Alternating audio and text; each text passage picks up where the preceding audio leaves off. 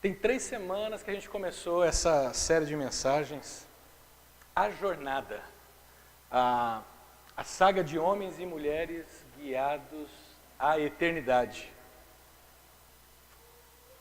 Se você está pensando que a gente está contando uma historinha ao longo dos domingos aqui, para entreter, para dar mais emoção, deixa eu te adiantar um negócio. Nós cremos nessa história de maneira muito mais literal do que você imagina. Nós cremos que Deus está, Ele está em busca de mim e de você. Essa é a grande mensagem dessa série. Deus está em busca de mim e de você. Não é você que está em busca de Deus. A gente pensa assim, a gente pensa que é a gente que está tentando achar Deus. A gente pensa que é nós que estamos tentando ganhar o favor dele. Que é nós que estamos tentando encontrá-lo em algum lugar. Não, é o contrário. Deus está em busca de mim e de você, e não é de hoje. Ele está em busca da gente há muito tempo. Talvez os nossos ouvidos ainda não se abriram, ou demoraram muito tempo para perceber que o Criador dos céus, do universo, está o tempo todo estendendo a sua mão para nós, nos convidando a olhar a vida de uma maneira diferente. Nas últimas semanas a gente falou que ele veio até nós e ele se tornou humano na pessoa de Jesus Cristo. E pelas ruas da Palestina no primeiro século, ele andava conversando com um monte de gente, porque ele veio em busca. Então, se você ler os evangelhos, por exemplo, você vai ver que Jesus, ele conversava de manhã com o pessoal que trabalhava na padaria. Aí na hora do almoço ele conversava com o dono de um grande negócio na cidade. À tarde ele tinha o privilégio de conversar com algumas mães. À noite ele estava com algumas crianças, com alguns jovens, contando algumas histórias. Ele teve conversas com médicos, ele teve conversas com fiscais corruptos da Receita Federal de Jerusalém. Ele teve conversas com pescadores. Ele teve conversas fantásticas com prostitutas, com alcoólatras, com gente doente, com gente depressiva. Deus conversou seriamente com essas pessoas. Com mulheres que estavam desiludidas, como a gente viu semana passada. Uma mulher que tentava buscar nos relacionamentos a preencher o vazio da sua alma. E ele se encontrou com ela num dia que ela não esperava, num lugar que ela não esperava. E ele derramou sobre ela água da vida. Aquela mulher nunca mais foi a mesma. E a gente sabe da história dela até hoje. Quando Deus vem ao nosso encontro na história, Ele vai se encontrando com a gente, Ele vai conversando com a gente. E Ele vai nos convidando a caminhar com Ele. E quando a gente topa essa caminhada, Ele chama a gente, sabe para quê? Para a gente se inserir numa comunidade. Numa comunidade de peregrinos. Ele fala para a gente assim, você que entendeu o que eu fiz, eu estou te chamando para fazer parte de uma comunidade de peregrinos para a eternidade. Não de uma comunidade de turistas. Sabe qual que é a diferença entre peregrinos e turistas? O peregrino, ele é alguém que, ele sabe de onde eles vieram. Ele sabe de onde saíram. Você sabe que esse nome peregrino era dado àquelas pessoas que saíram da Europa e foram para os Estados Unidos construir a nação que hoje é. Eles sabiam de onde eles estavam saindo, para onde eles estavam indo. Havia cumplicidade na vida deles. A jornada deles era uma coisa assim, eles sabiam o que iam fazer. Eles sabiam onde ia terminar. Turistas não. Turistas, eles são apenas consumidores. Turistas, eles apenas contemplam, apreciam. Turistas, ao longo da caminhada, eles procuram o melhor restaurante, eles procuram o melhor espetáculo, eles procuram o melhor ponto da cidade para poder ter uma vista bonita. Só que é o seguinte, passa 1 dia, 2 dias, ele vai embora. Ele não tem compromisso com o lugar. Ele não tem compromisso com nada, porque ele sempre está em busca de uma aventura diferente. Ele gosta de vir e de apreciar um bom discurso, apreciar uma boa música. Inclusive ele dá notas, Ele fala assim, olha, hoje o pastor não estava tão inspirado, não foi tão legal hoje assim não. O turista, quando um pastor vai embora e vai para uma outra cidade, ele vai embora também, ele não fica com a comunidade. Porque ele vem para consumir, ele vem para apreciar, ele não está engajado, ele não tem uma relação de compromisso, de cumplicidade com os peregrinos. Deixa eu te falar, meu irmão, Deus nos chamou e está nos convidando a gente fazer parte dessa comunidade, uma comunidade de peregrinos. Não estamos falando de turistas, mas de gente que entendeu a verdadeira história e se engajou junto com outros que também estão sendo guiados na eternidade. Agora tem um problema, sabe? Quando a gente não sabe a natureza dessa comunidade, quando a gente desconhece do que é formada essa comunidade, a gente enfrenta alguns problemas. Sabe que tem um grupo hoje que cresce constantemente no Brasil, no mundo? É o grupo dos chamados sem igreja. Não sei se você já ouviu falar dessa turma. Essa turma é uma galera que eles, devido a várias experiências, eles foram feridos por lideranças, eles tiveram problemas de relacionamentos com pessoas nas comunidades que eles fizeram parte. E aí eles dizem que é complicado você fazer parte de uma comunidade cristã, porque lá só tem pecadores, só tem homens, é meio difícil. Eles dizem que a igreja acaba institucionalizando demais o movimento de Jesus. E por isso eles preferem se reunir fora dessa organização, fora dessa institucionalização, como se fosse possível evitar problemas. Eu concordo com eles. Eu concordo que existem comunidades que mais oprimem do que curam. Eu concordo que existem pastores, existem igrejas que servem muito mais a sua tradição do que a missão de Deus. Eu tenho que concordar com eles nesse sentido. Mas quando uma pessoa se frustra com uma igreja, ela não está se frustrando com as pessoas. Ela está se frustrando com a expectativa que ela criou das pessoas de uma comunidade cristã. Se você ficar um pouco mais de tempo conosco, você vai perceber os nossos defeitos. Quem está aqui há muito tempo já sabe que a gente é complicado. Você já sabe que a gente não é perfeito. A pergunta que o problema é que a gente gera uma expectativa além, uma expectativa que nem Deus tem da gente. A gente gera sobre a comunidade cristã, sobre os irmãos que estão ao nosso lado, sobre as pessoas que estão ao seu lado, uma expectativa que nem Jesus teve dos seus discípulos.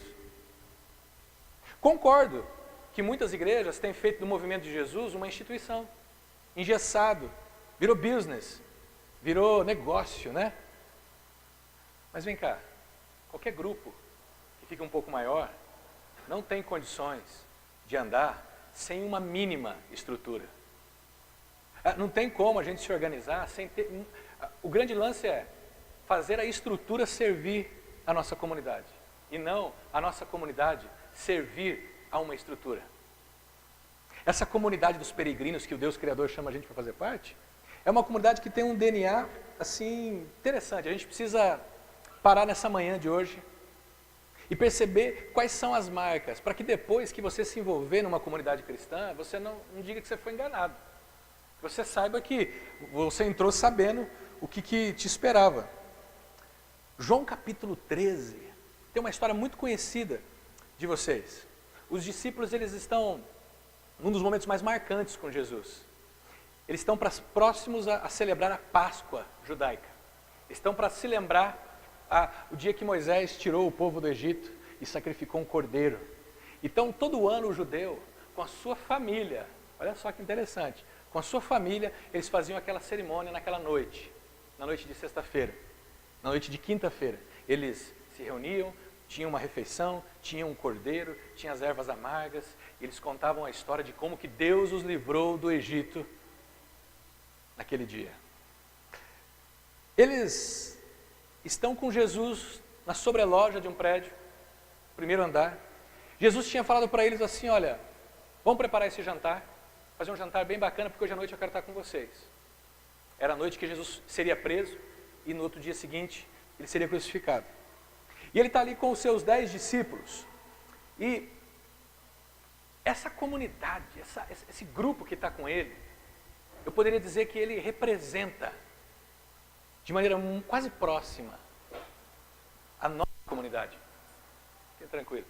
Ele representa a nossa comunidade, a comunidade cristã dos peregrinos. Você vai ver o que eu estou dizendo para você quando a gente começar a ler. Lá diz assim, um pouco antes da festa da Páscoa, sabendo Jesus que havia chegado o tempo em que deixaria este mundo e iria para o Pai, tendo amado os seus que estavam no mundo, amou-os até o fim. Vou fazer um exercício aqui. Se você quiser, feche os seus olhos. Vamos fazer de conta que nós estamos entrando nessa sala, nessa sobreloja. E você está vendo Jesus com 12 homens ali. Olha essa afirmação que João faz para a gente. Tendo amado os seus que estavam no mundo, amou-os até o fim.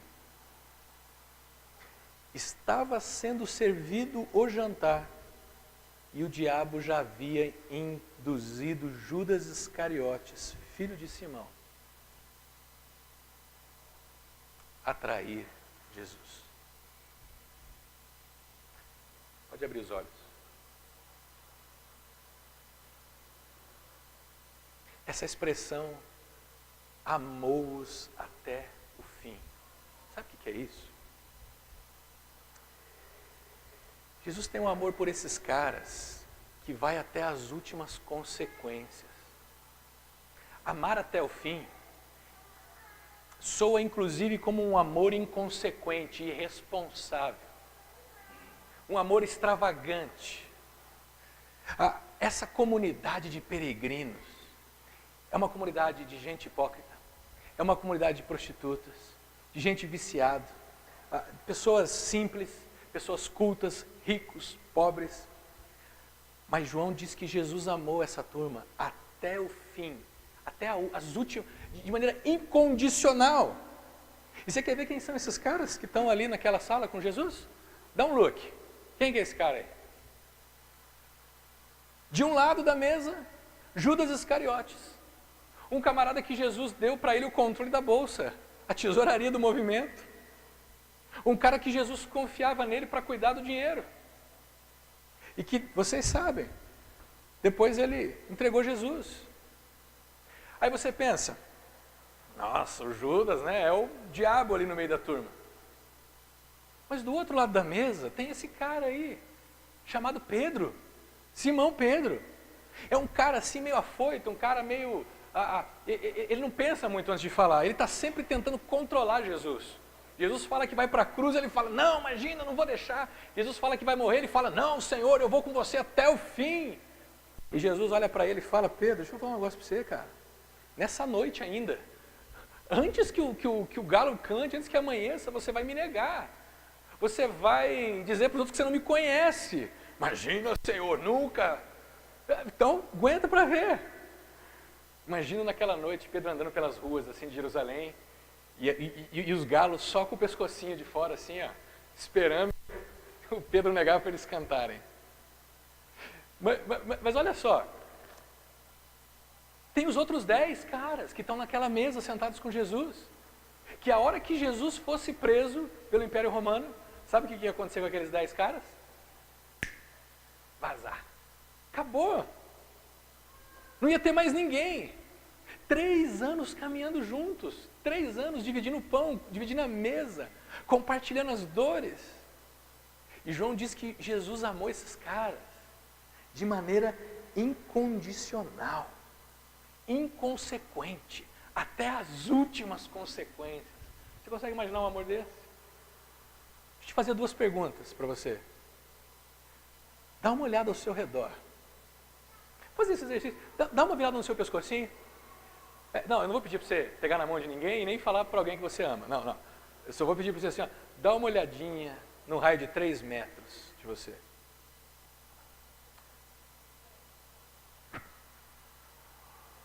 Você acha que essas pessoas que estão aqui, inclusive eu, são diferentes em alguma coisa dos discípulos de Jesus?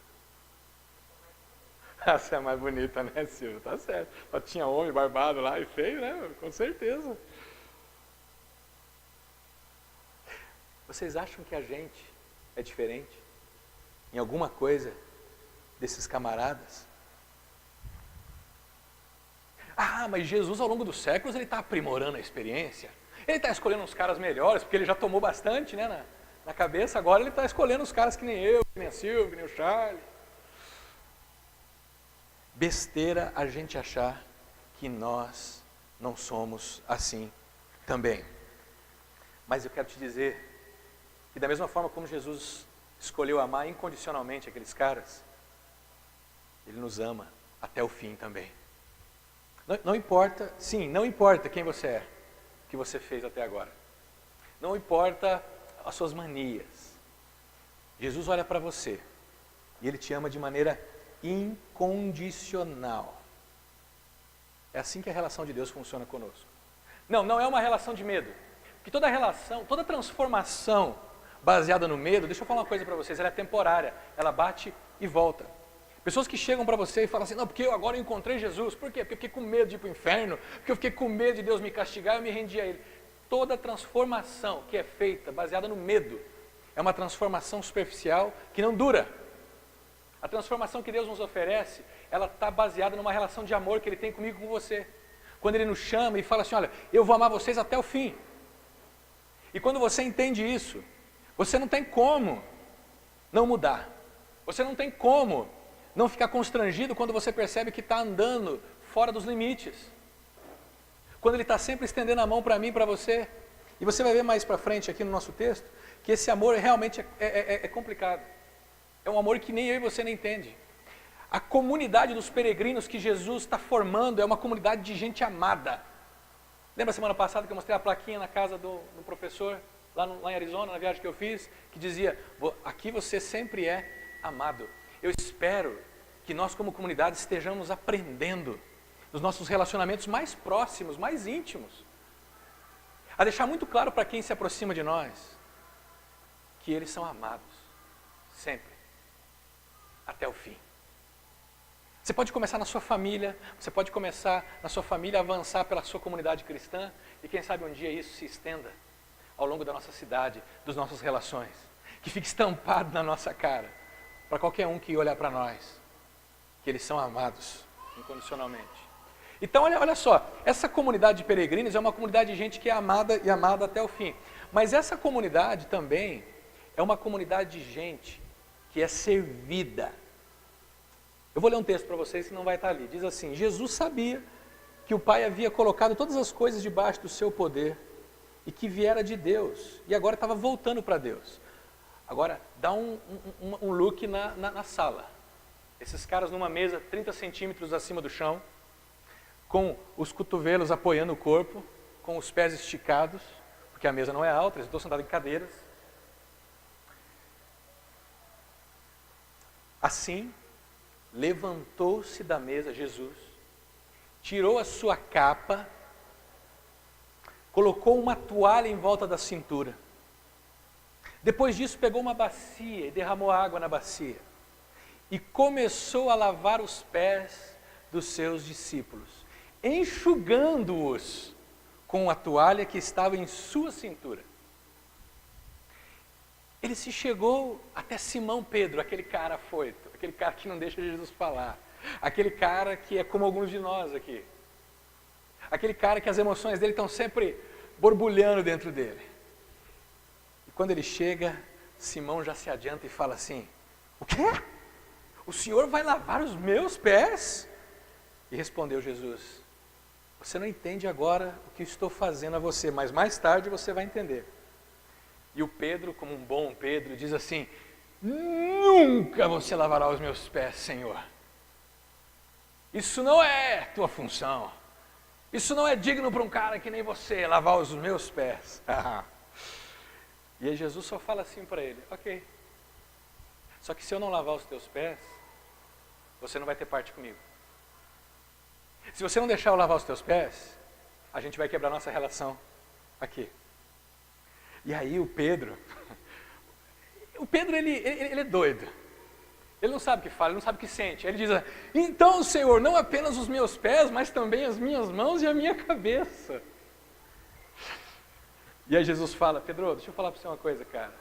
Quem já tomou banho por completo, precisa só lavar os pés, porque o resto do corpo está limpo. Você já está limpo pela palavra. Nem todos aqui estão limpos, mas você já está limpo. E ele fala que nem todos, porque ele sabia que existia um no meio deles que iria o trair. E aqui é o seguinte, um jantar nessa cultura, era comum que quando as pessoas chegassem naquela sala, houvesse um escravo ali. Um escravo, para que quando as pessoas chegassem, esse escravo sim, iria pegar a toalha, ia pegar a bacia, derramar água, e ia lavar os pés do convidado. Aí você pensa, puxa, mas que humilhação é essa? Um escravo ter que lavar o pé de alguém que chega. Mas olha, nessa época, você não tinha banheiro em casa. As pessoas não tomavam banho todos os dias. Se dê por feliz que você toma banho todos os dias hoje, e que você anda cheirosinho, limpinho. Porque há hoje ainda lugares no mundo em que as pessoas não têm o privilégio de tomar banho todos os dias. E nessa época, onde não tem essa estrutura dentro de casa, quando eles tomavam banho por completo, geralmente era em banheiros públicos. Eram lugares públicos onde eles poderiam ir e se lavar completamente. Né? Lavar as mãos, lavar a cabeça, lavar o corpo. Geralmente quando eles iam para uma festa, para um jantar, eles passavam num banho público e tomavam aquele banho, dava aquela geral, perfuminho, ficava todo mundo cheiroso. Só que quando você saía do banho, você colocava a sua roupinha, a sua sandalinha, e você ia para o lugar onde você ia jantar, sabe o que acontecia? Os seus pés se sujavam com a poeira. E aí quando você chegava na festa, a mesa, como eu falei para vocês, é uma mesa que fica a 30 centímetros do chão, provavelmente do seu lado esquerdo, você está encostado na mesa assim, vai ter um par de pés, aqui com aquelas unhas encravadas do seu lado aqui, sujo de areia. E aí, está muito perto da mesa, perto dos alimentos. Como é que você janta à vontade, com um par de pés aqui, a 30 centímetros da mesa? Então, um escravo, um servo, ele fazia esse papel para deixar os convidados o quê? À vontade, limpos. Quando eles chegavam, eles tinham os pés lavados para poder participar adequadamente do jantar. Não era capricho. Não era simplesmente uma questão de humilhação. Era uma questão que era necessário fazer.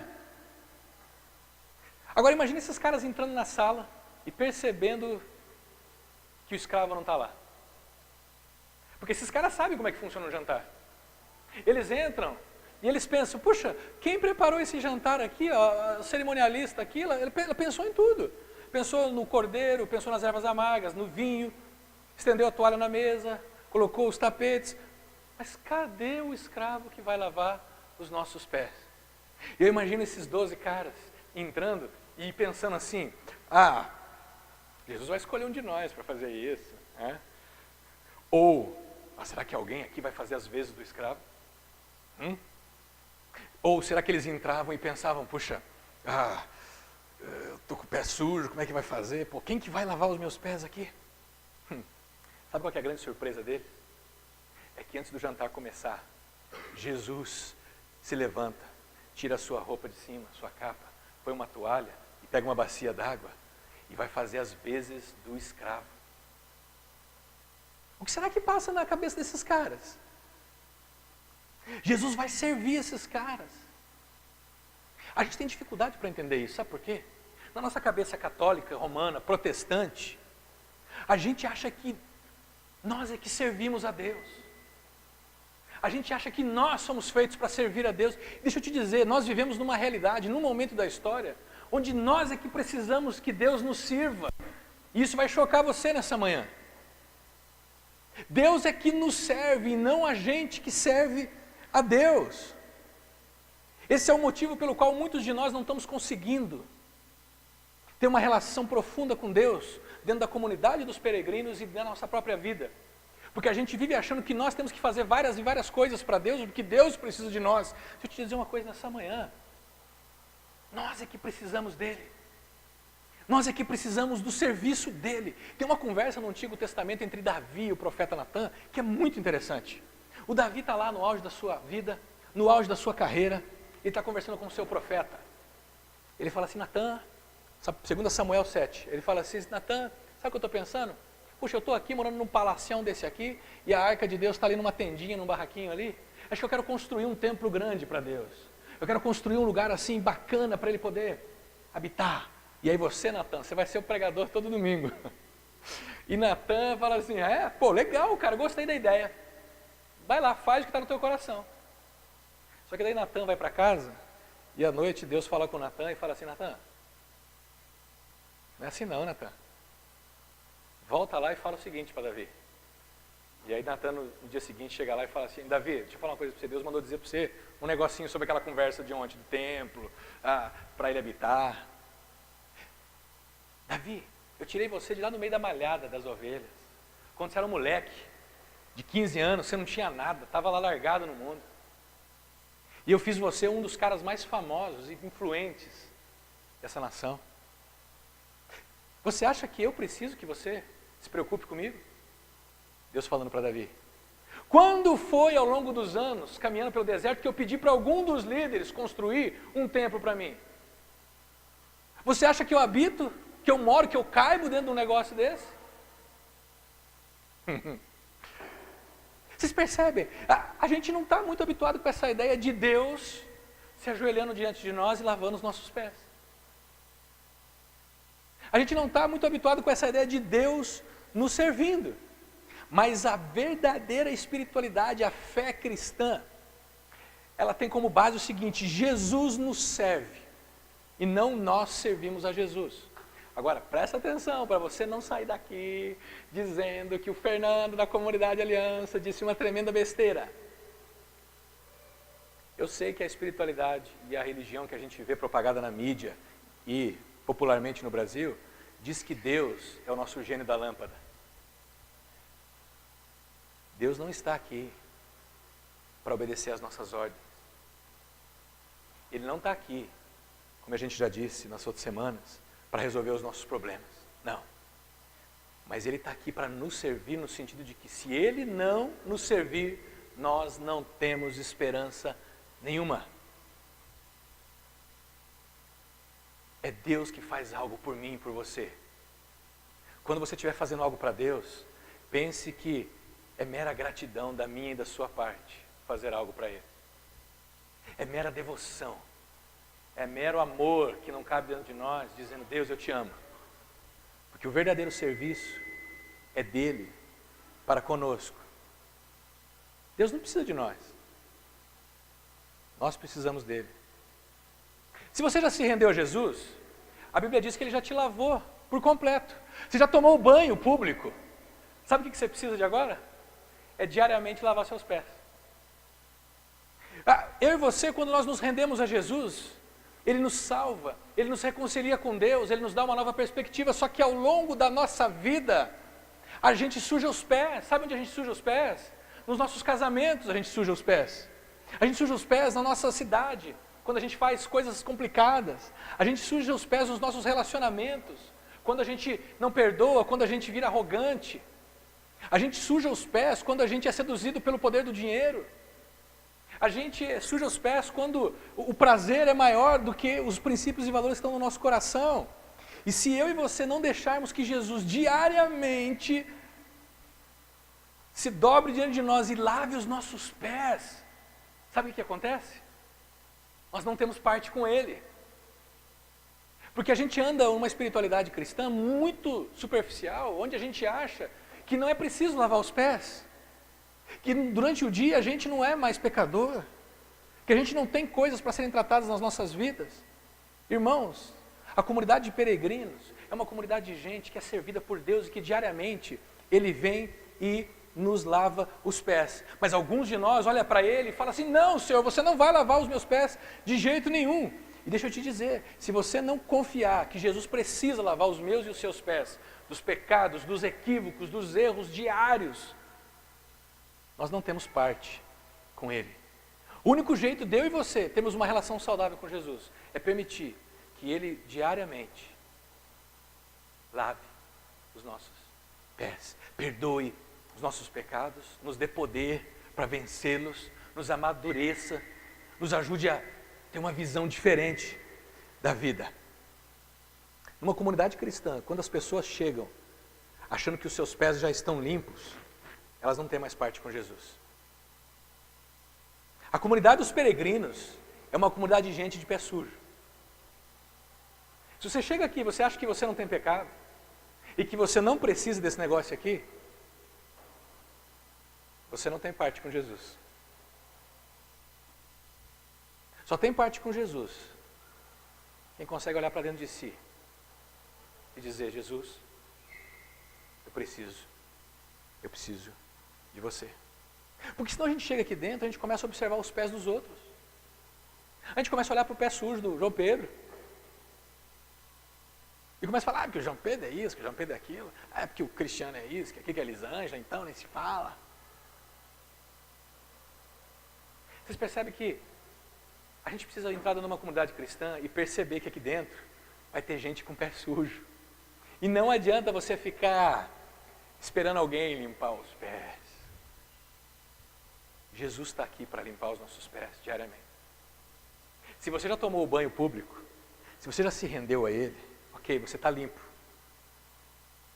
Mas diariamente lembra de uma coisa: os seus pés estão sujos. Qual que é o significado desse negócio de lavar os pés? Eu acho que perdão e serviço cabe muito bem aqui.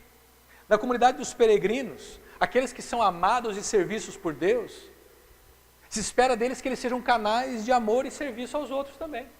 Olha o que João fala para nós.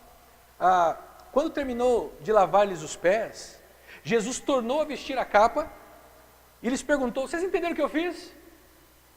E a galera toda assim: não, acho que não. E Jesus fala assim para eles: olha, vocês me chamam mestre e senhor, e de fato eu sou mestre e senhor. Pois bem, se eu, sendo mestre e senhor e mestre de vocês, e lavei os pés de vocês, olha o que ele fala: vocês também devem lavar os pés uns dos outros. Eu dei o exemplo, diz ele, para que vocês façam como eu lhes fiz. Eu digo para vocês numa boa: nenhum servo é maior do que o seu senhor, como também nenhum mensageiro é maior do que aquele que o enviou. Aí ele termina e fala assim: agora que vocês sabem dessas coisas, vocês vão ser felizes se vocês as praticarem. Olha esse verso que ele diz: pois bem, se eu, sendo senhor e mestre de vocês, lavei os seus pés, vocês também devem lavar os pés dos outros. Mas eu não posso, porque eu sou um empresário. Eu vou servir outra pessoa? Eu não posso porque eu estudei na UFMG e eu tenho pós-doc. Não, porque eu vou sujar a minha roupinha de ver Deus. Ou, imagina, eu não lavo nem em casa os pés dos outros, acho que eu vou lavar aqui? Outros vão falar assim: eu não lavo nem os meus.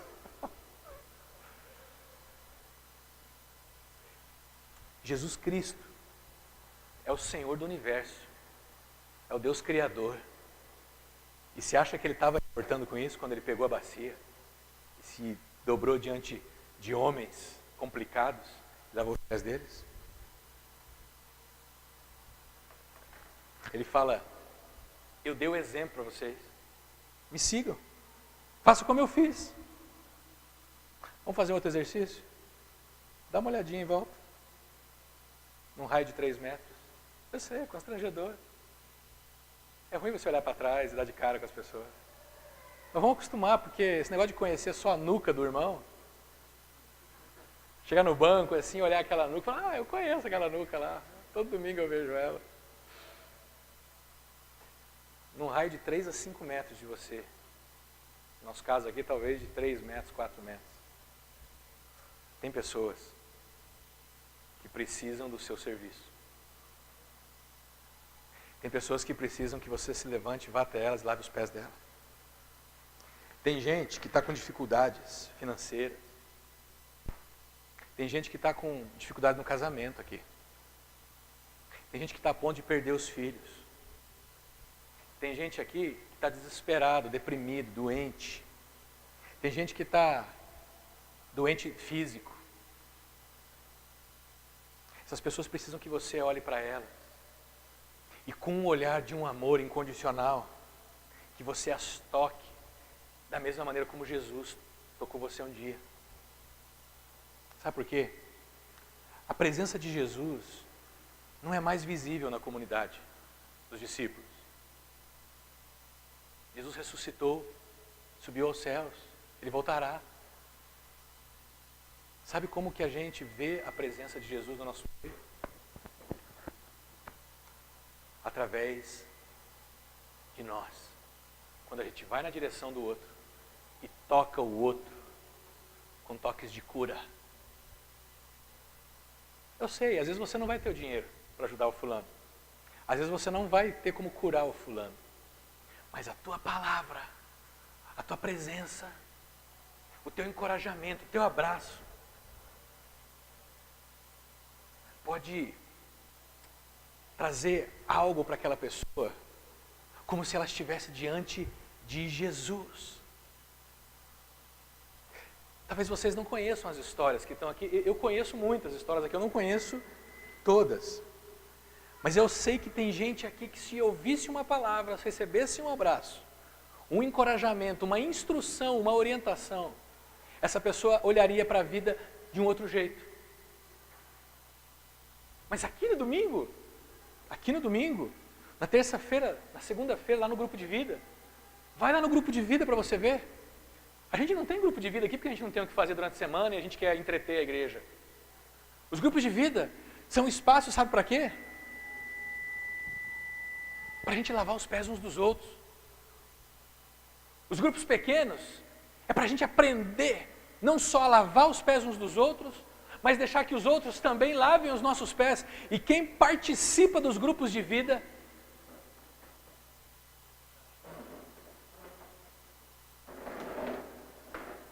não tem problema não, fica tranquilo, só estou deixando vocês fazer para a gente não perder aqui.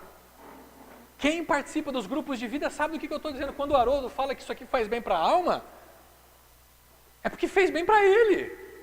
Não é uma propaganda, assim, um marketing. Está falando de algo dele. Ele teve os pés lavados nesse grupo de vida, ao longo dos últimos 4 anos. E hoje ele lava os pés de outras pessoas. Ele, Alessandra, Gabriel, Tayane, Tiago, Andréia, Teco, Lu, João Pedro. E aí você acha que não, eu vou para o grupo de vida porque eu chego tarde, eu não dou conta. Talvez você está nessa situação que você está, querido, de peso, é porque você está andando com os pés sujos por aí e não sabe. Olha só,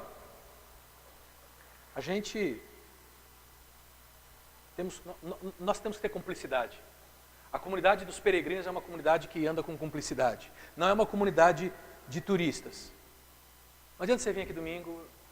Você que visita a gente, beleza, tranquilo, você está num processo. Mas você que já está aqui há anos, não adianta você vir aqui só escutar e ir embora para casa achando que isso vai resolver a tua vida, não resolve.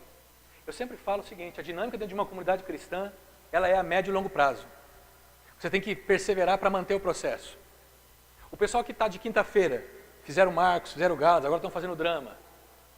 Estar juntos ali, eles pensam que eu estou ali para ensinar a Bíblia para eles. Coitado deles. Eu estou ali porque eu quero que eles aprendam a lavar os pés uns dos outros. Lavar os meus também, e eu estou ali para lavar os pés deles. Aí a gente usa a Bíblia para desculpa. A igreja é formada por gente que descobre que da mesma maneira como Jesus a serviu, elas também vão na direção dos outros e servem. Gente, serviço é uma coisa. Agora tem outro negócio que é mais complicado aqui, que é o tal do perdão. Porque Jesus, quando está lavando os nossos pés, ele está fazendo o quê? Ele está nos oferecendo o seu perdão, certo? Quando ele morre naquela cruz por nós, ele está nos oferecendo o quê? O seu perdão, ele está morrendo pelos nossos pecados. Vamos ver se vocês entendem o que Jesus quer dizer quando ele diz assim, ó, eu dei o exemplo para que vocês façam como lhes fiz. O que será que Jesus está querendo dizer? Meus discípulos, comunidade dos peregrinos, da mesma maneira como eu lavei os pés de vocês, perdoando vocês, eu quero que vocês perdoem aqueles que estão na jornada com vocês. E talvez esse seja o grande entrave de muitos de nós aqui. Jesus vem para nos lavar os pés e a gente fala, não, meus pés não. Sabe por quê? Eu achei interessante, alguém terça-feira falou, acho que Pedro não queria que Jesus lavasse o pé para não ficar com o rabo preso com ele depois, para não ficar comprometido. Que Pedro era ligeiro, falou, meu, você quer lavar meus pés? Ele está vindo com um negócio assim que depois ele vai mandar eu lavar o pé dos outros. Então eu não quero isso. Mas não é bom quando a gente sabe que Deus nos ama e nos perdoa? Mas existe também uma contrapartida de Jesus dizendo para a gente, olha, você tem que perdoar o outro. Não, não é desculpar. Existe uma diferença muito grande de desculpar e perdoar. Desculpar é quando você tira a culpa de alguém. Imagina que eu ligo para o Lucas durante a semana e falo assim, Lucas, eu preciso falar com a sua mãe, cadê? A sua mãe não atende o celular, não consigo falar com ela.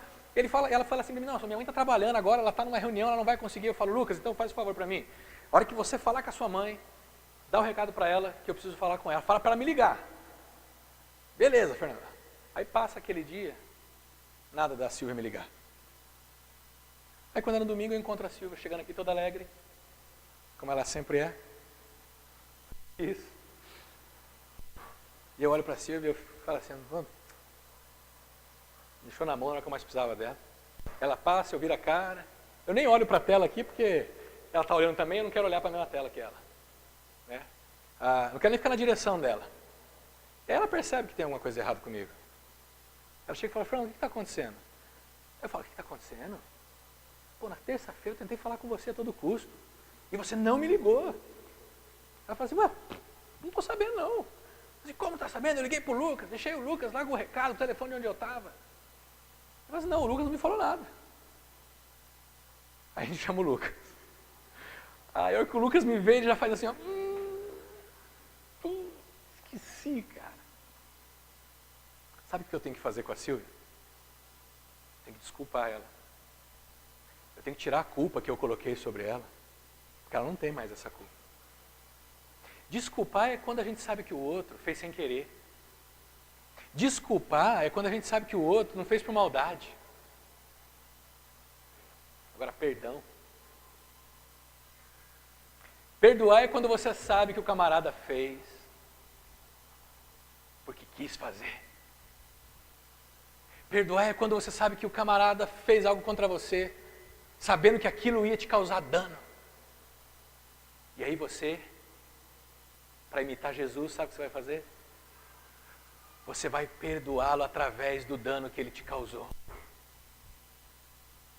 Porque quando você tem uma ofensa, você tem duas opções. Ou você perdoa, ou você pega a pessoa e lança ela dentro de uma cela dentro do seu coração e fala, você vai ficar aí preso agora pro resto da vida, que você vai pagar por tudo que você fez. Eu não vou mais olhar na sua cara, eu não vou mais falar com você. Eu não vou nem te dar comida e nem água, você vai ficar aí dentro preso. E eu vou ficar aqui fora sentado te vigiando. Pra você não fugir. Sabe quem está preso? Você que acha que está livre, que está do lado de fora da cela. Perdoar vem da palavra pardon. Gostaram? Meu sotaque? Perdão através do dano. Você sabe que alguém te lesou e você assume o prejuízo para poder recomeçar a relação. Não foi assim com Jesus? Ele morreu por nós e porque ele morreu, a ressurreição da nossa relação com Deus foi possível. Jesus está dizendo, olha, na comunidade dos peregrinos é assim, você serve ao outro e você também perdoa o outro. Tem coisas na nossa vida, gente, que é melhor a gente perdoar. Eu vejo gente descasando. Não, porque agora vai sair o processo do meu divórcio e agora eu vou arrebentar com fulano. Agora vai pagar até o último centavo. Olha, tem coisas que se você perdoar, vai sair mais barato para você. Tem sociedades que se desfazem. Você fala, agora ele vai ver. Agora eu vou vir com tudo. Tem coisas que saem mais barato quando você perdoa. Dentro de casa é assim. Sai muito mais barato quando você oferece perdão. E lembra de uma coisa. Se Jesus não lavar os teus pés, você não tem parte com ele. Sabe o que é mais legal? Olha o que Jesus fala. Agora que vocês sabem dessas coisas, felizes serão se vocês a praticarem. Ele não fala assim, ó, agora que vocês sabem dessas coisas, se alegrem, porque agora vocês sabem de uma coisa boa. Ele fala o seguinte, não, agora que vocês estão sabendo, se vocês fizerem na prática esse negócio de lavar os pés dos outros, perdoarem, servirem uns aos outros, vocês serão felizes. Só que a gente vive numa sociedade que não incentiva a gente a servir o outro. A gente vive numa sociedade que diz para a gente que a gente é feliz e bem-aventurado se a gente for servido, não é? A gente é feliz e bem-aventurado se tivermos pessoas ao nosso redor fazendo as coisas por nós. Mas Jesus está dizendo, não, feliz é quando você se doa, quando você serve. Feliz é quando você ama incondicionalmente até o outro, até o fim, até as últimas consequências. Enquanto o nosso mundo vai dizer para a gente que você é feliz quando você recebe, Jesus vai falar, você é feliz quando você dá. Esse é o segredo, e talvez é por isso que muita gente que tem muito anda deprimida, querendo se suicidar. Gente que não tem mais paz. Sabe por quê?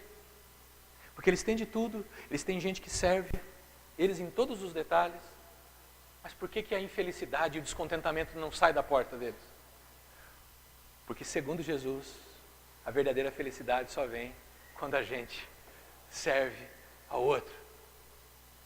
Por isso que talvez tem muita gente que não tem dinheiro também deprimida e ranzinza e querendo quebrar tudo, porque estão esperando que pessoas venham servi-los para tirá-lo da lama, quando eles deviam pensar assim, olha, se Jesus lavou os pés dos discípulos, eu também devo lavar os pés de outras pessoas. Nós encontraríamos felicidade se nós servíssemos uns aos outros. Se você olhar num raio de 4 ou 5 metros aqui, escolhe uma pessoa, chega nessa pessoa hoje depois do nosso encontro e fala, oi, tudo bem? Como é que você está? Vamos tomar um café essa semana? Vamos dar uma volta na lagoa? Não gosto de andar na lagoa. Não, me chame para andar na lagoa. Então tá, então vamos conversar, ué. Tomar um suco. Mas deixe pessoas lavarem os seus pés. Porque senão, você não tem parte com Jesus. Você é da comunidade dos peregrinos? Você faz parte, você foi encontrado por Deus. Ele te convidou para fazer parte de uma comunidade, então começa sabendo de uma coisa. Você vai precisar aprender a ser servido por Deus e pelos outros. Mas numa comunidade dos peregrinos, saber as coisas simplesmente não muda nada. Palestras não mudam nada. Quantos de nós aqui, eu conheço pessoas que passaram por essa comunidade que viram todas as séries de mensagens sobre casamento que a gente fez nos últimos 9 anos. E eles se divorciaram. Sabe por quê? Porque saber não adianta nada. O viciado muitas vezes não vai precisar de mais um livro, de mais uma terapia. As amizades que estão rompidas na nossa comunidade não precisam talvez de mais um aconselhamento, chamar o pastor e vamos conversar. O que a gente precisa é de tomar atitude, de ir na direção do outro e pedir perdão e servir o outro. É isso que vai curar as nossas vidas. A comunidade dos peregrinos é uma comunidade de gente que ama. Eu dou um mandamento a vocês, amem-se uns aos outros como eu fiz. Com isso as pessoas saberão que vocês são os meus discípulos. Esse negócio de amor não tem a ver com sentimento, tem a ver com decisão, e vocês já ouviram muito disso. Aqui a gente não crê que amor é uma coisa que vem, porque não dá para você esperar vir amor quando você está diante do teu inimigo, diante do teu ofensor. Diante do teu ofensor você quer pegar ele. Mas o amor que vem de Deus é um amor que eu decido diante do meu inimigo e falo, opa, como Jesus me amou, eu também vou amar e vou perdoar, e ponto. É mais ou menos assim a lógica do nosso texto. Vocês são amados até o fim, até o último, até de maneira irresponsável. Eu amo vocês tanto e eu vou servir vocês ao longo da jornada, até a gente chegar à eternidade. Eu estou guiando vocês até a eternidade. Enquanto eu estou guiando vocês, eu estou lavando os pés de vocês. Quantas vezes forem necessárias eu vou lavar. Só que da mesma maneira como eu tenho servido vocês e lavado os pés de vocês, vão e sirvam uns aos outros. Da mesma maneira como eu amei vocês até o fim, amem o outro até o fim, mesmo com os defeitos e mesmo com as limitações. Faz um teste. Deixa-se cuidado. Você conhece uma pessoa idosa que você fala assim, essa pessoa é madura? Qual que é a marca que essa pessoa mais tem, que faz você achar ela madura?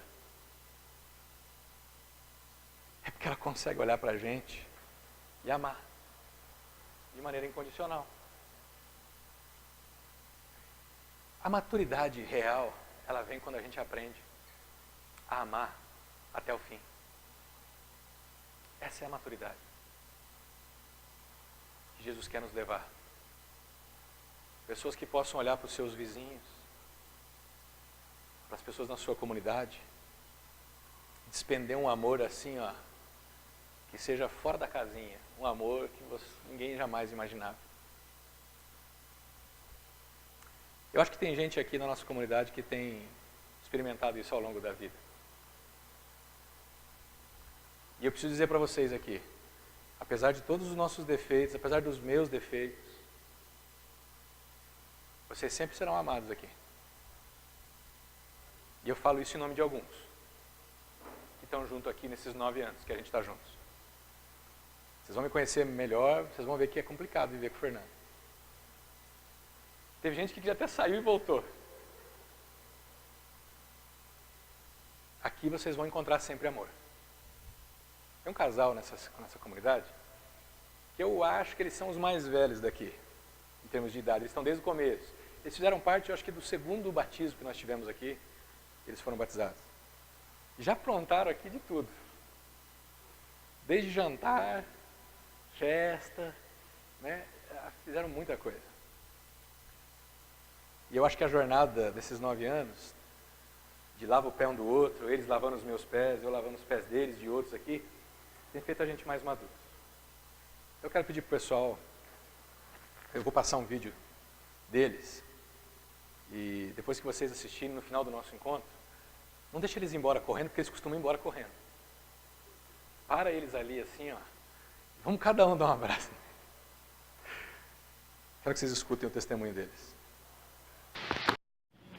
Oi, eu sou a Silvia, casada com o Charles há 20 anos, nós temos 3 filhos. Eu fui criada na igreja católica, estudei em colégio de freira e eu achava tudo muito vazio. Eu ia às missas e a gente pegava o livrinho, lia, comungava e a gente tinha aula de catecismo na escola, no colégio de freira, mas não me empolgava aquilo, não me tocava e eu tinha um chamado dentro do meu coração que eu queria conhecer um Deus e eu achava aquilo muito superficial, muito vazio. E eu acabei depois, lá com 18 anos, eu fiquei 10 anos e meio noiva e eu comecei a ficar muito confusa e aquele chamado começou a aumentar. E aí eu conheci a renovação carismática através do padre Marcelo Rossi. E aí eu fiquei muito empolgada, né? Porque ele tinha uma forma diferente de falar com a gente, de tocar as pessoas. E nas missas dele, ele falava, olha gente, a gente precisa estudar mais a Bíblia, ler mais, viver mais em oração. E algumas vezes ele chegou até a falar como os evangélicos. E quando eu comecei a estudar a Bíblia, eu vi que haviam contradições com o que eu estava vivendo, né? Porque eu já sabia, por exemplo, daquele primeiro mandamento, né? Que diz que a gente tem que... Não terás outros deuses diante de mim, né? E eu vivia dentro da igreja católica fazendo novena para santo, né? Eu acabei meio que deixando a prioridade Deus de lado, porque eu queria fazer novena para Santo Antônio, para Santo Expedito, e aí tinha, enfim, várias coisas que eu sabia, eu lia, mas eu não entendia, né? E aí Deus começou a tocar no meu coração, embora eu frequentasse lá, a renovação carismática, eu sentia que tinha alguma coisa estava muito errada. Só que eu tinha muito preconceito com o evangélico, porque todas as vezes que eu tinha contato com eles, eles faziam questão de dizer que eles eram superiores a mim, eu me achava muito impura. E nessa caminhada dentro da Igreja Católica Carismática, eu acabei me separando do meu ex-noivo de 10 anos e meio e conheci o Charles. Eu, da minha parte, a minha história é um pouquinho mais complicada, porque a família do meu pai era toda luterana, a família da minha mãe era católica, e eu vivia nesses 2 mundos, né, religiosos. Então, eu frequentava a escola dominical, na época que eu morei no Rio Grande do Sul, dentro da igreja luterana. Quando a gente voltou para São Paulo, eu fiz primeira comunhão, quer dizer, vivia dentro da igreja católica, participava da missa, era coroinha e tudo mais. E também estudava numa escola adventista do sétimo dia. Então, toda essa mistura de várias doutrinas acabava que me atrapalhava bastante. E, num certo momento, eu me afastei de Deus, né? Apesar da necessidade que eu sentia de ter Deus na minha vida, eu acabei me afastando. E depois que eu conheci a Silvia, ela estava muito vivendo bastante a questão da renovação, dentro da renovação carismática. Eu comecei a me envolver com ela nesse processo também, procurando ocupar esse vazio que eu tinha de Deus dentro de mim, né?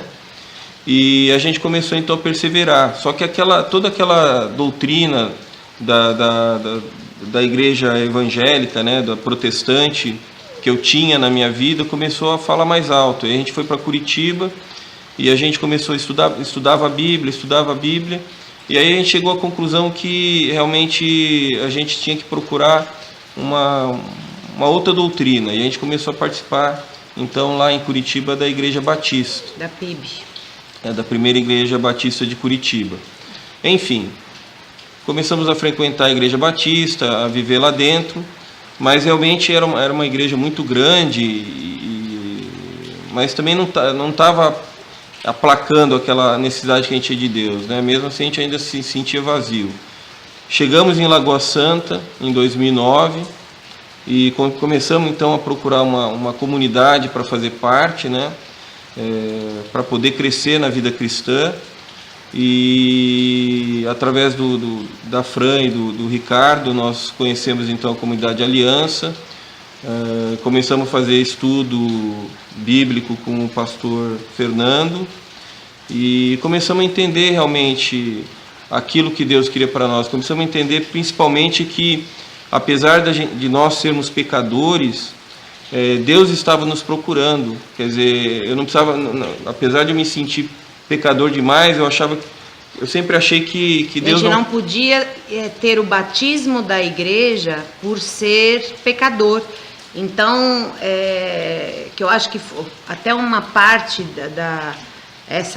esse problema da gente se sentir assim, foi quando a gente começou a frequentar a igreja evangélica. A gente se sentia muito pecador perante os outros, porque os outros pregavam uma igreja onde você tinha que caminhar de uma forma que a gente não estava conseguindo, era meio que impossível. E já aqui na comunidade Aliança a gente começou realmente a ter um ensinamento correto da palavra de Deus, né? E entender realmente o que Deus queria, que pela graça nós estávamos salvos por acreditar em Cristo como nosso Salvador, como Deus e nosso Salvador, e isso foi libertador para nós.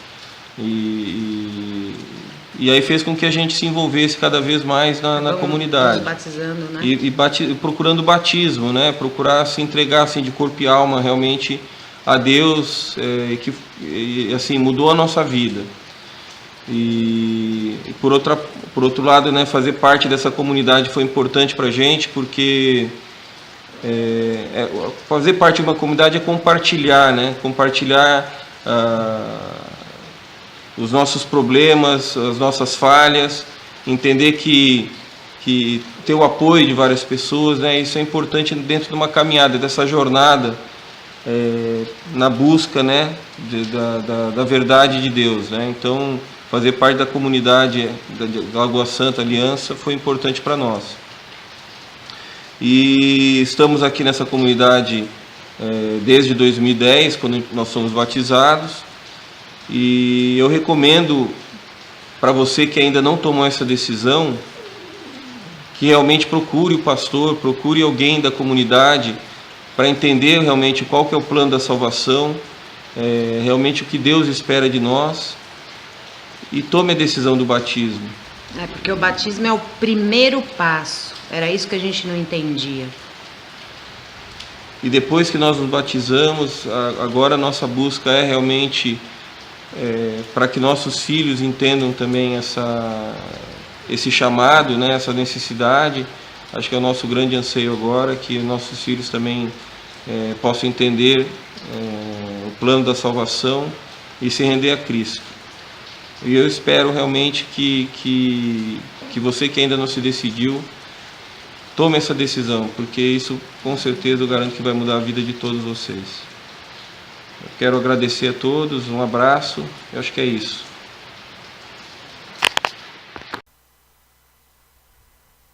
Você está convencido de que Deus te ama de maneira graciosa e incondicional? Você já ganhou essa convicção? Ou você ainda luta com o medo que a religião impõe sobre mim e sobre você? Você ainda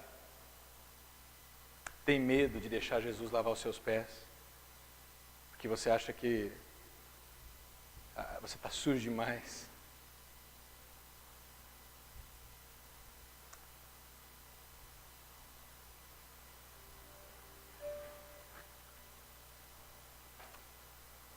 Tenho eu assumido a responsabilidade de ser um instrumento de Deus para o serviço daqueles que me cercam na comunidade dos peregrinos? Ou você vive muito focado em você mesmo? Você entra nessa sala e você pergunta: onde está o escravo que vai lavar os meus pés? Você entra aqui e você pergunta: cadê quem vai me servir? E a hora que você menos espera, Jesus aparece e Ele te serve. Será que Ele está dizendo para a gente, quando você entrar aqui, não fica esperando alguém te servir. Pega você a bacia, a água, põe a toalha e lava o pé, os pés daqueles que estão precisando. Vai até o fim. Vale a pena. Vale a pena olhar para alguns de vocês hoje aqui e perceber que quando eu queria desistir, Deus não desistiu de vocês, aí eu estou aí de novo tentando e estou vendo que vocês estão caminhando. É bom saber que Jesus nos ama até as últimas consequências. Deixa de ser um turista. Deixa de apreciar apenas. O turista ele vem aqui, ele olha e fala assim: puxa, mas estamos no ginásio. Difícil, né? Semana passada estava numa disposição, agora nós estamos com outra. O som às vezes fica meio eco. Mas o peregrino não. O peregrino ele chega aqui, ele senta e ele está perguntando: aonde que eu posso, quem que eu posso servir nessa manhã? Quem que você pode servir ao longo da semana? Assuma cumplicidade. Ame como Jesus tem amado. Sem pressa. Já são 12:05 mesmo. Feche os seus olhos. Ou fique de uma maneira que você consiga pensar naquilo que a gente conversou. Talvez você precise bater um papo sério com Deus sobre a amargura que você carrega. E chegou a hora de você lavar o pé dessa pessoa que te ofendeu.